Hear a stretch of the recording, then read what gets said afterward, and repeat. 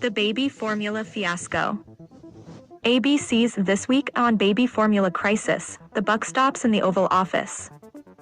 The political panel on ABC's This Week placed the blame for the nation's baby formula crisis directly at President Joe Biden's feet on Sunday, with senior national correspondent Terry Moran saying, "The buck stops in the Oval Office." Guest host Martha Raddatz appeared skeptical of the administration's claims when she brought up the topic of the baby formula shortage, saying, "The White House said they'd been working on this for months and months, but it didn't appear that way since we got to such a crisis point." "It sure doesn't," agreed Moran. "The baby formula issue is shocking to Americans, it's shocking. The political ramifications of it are profound. This can't be our country, where babies are at risk of dying. I mean, if this goes on for a few more weeks, it's possible we're gonna lose someone in this country because of this."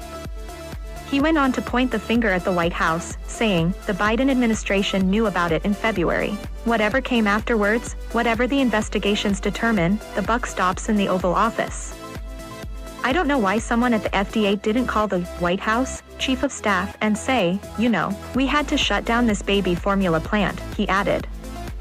"Because of the nature of the American economy and American corporations where there just is no wiggle room at all because efficiency, maximizing profits, you take one piece out and the system collapses," he continued. Raddatz asked Caitlin Dickerson from The Atlantic about the political ramifications.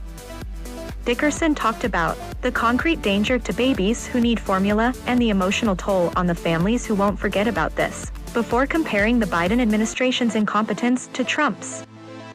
"We don't really know why. We don't really remember maybe viscerally what it was like to have him on Twitter, but this is clearly worse."